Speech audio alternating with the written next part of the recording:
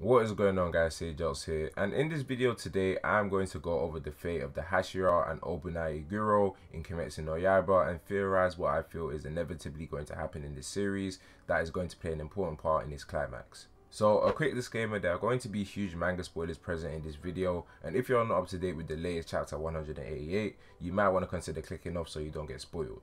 Now let's get right into the video. Kimetsu no Yaiba has always had clever ways of foreshadowing things to come in the series, and it's also had many references that can be seen through understandings of different cultural backgrounds and stories. That being said, the Hashira, the 9 strongest demon slayers in the corps, are not excluded from this premise. The Hashira as a group were introduced to us shortly after the Mount Natagumo arc, when Tanjiro and Nezuko were to be placed on trial due to breaking corps rules. After their introduction, the Hashira will come to play huge parts in the series, obviously due to them being the 9 strongest demon slayers, but I feel the fate of the Hashira had been foreshadowed from the very start, and let me get into how exactly. Now, this isn't confirmed or anything, hence why it's a theory, but I couldn't help but think we have had the most subtle foreshadowing for which Hashira will survive in the series and which ones will die for a while now. And with me seeing signs of a death flag for Obanai this week, I'm starting to think this is true. With the main Kimetsu no Yaiba visual for the anime, we have Tanjiro, Nezuko, Zenitsu, Inosuke, Higi and Urokodaki right in the middle, the pillars below and Muzan and the demons on top. Simple stuff, everyone knows this. But something that became painfully clear for me was that with the pillars, the way they're lined up almost seems to be an order. If we start from Rengoku and go to the right, the next 2 pillars in line are Shinobu and Muichiro.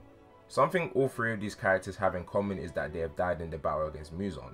And from the positioning, it's in the same order they died in as well. First was Rengoku against Akaza, then it was Shinobu against Doma, and then it was Muichiro against Upper Min 1 Kokushibo. But next to Muichiro, the last in line is Iguro. Now this isn't concrete evidence at all, but it makes sense and it's an undeniable fact that the people on right, excluding Iguro, have already died.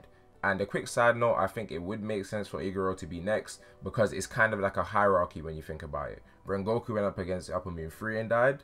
Shinobu went up against Upper Min 2 and died. Muichiro went against Upper Min 1 and died. So next would be Iguro against Muzan.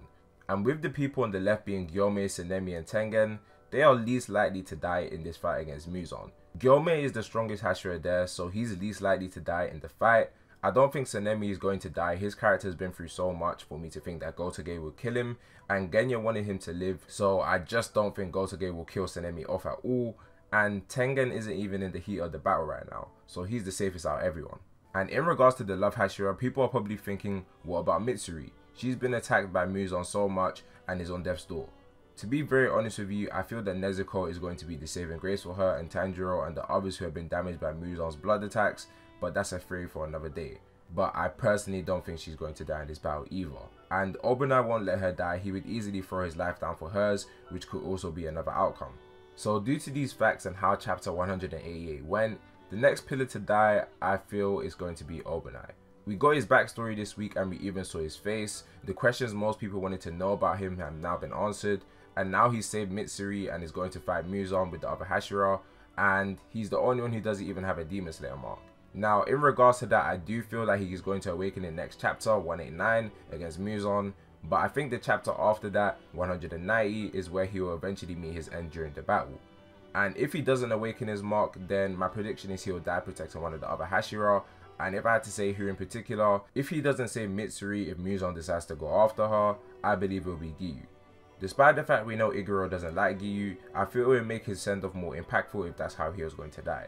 And in regards to the other Hashiras on the left side, if Obanai is the next to die, I think that will guarantee the ones on the left will be the survivors. But the Hashira are literally the only ones going up against Muzan right now and keeping him at bay, while Tanjiro is experiencing his ancestors' memories to learn the 13th form. So I'm sure we are going to experience some more crazy things from this manga very soon. So let me know what you thought about this video about the fate of the Hashira and Obanai Iguros, and let me know if you want to see more Kimetsu no Yaiba theories like this. So do me a favor guys, make sure to like the video, share and subscribe. Also comment, let me know your thoughts on this theory down below about the Hashira and if you feel like Obanai is going to survive or not.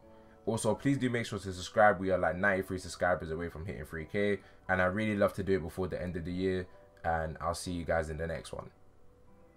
Peace.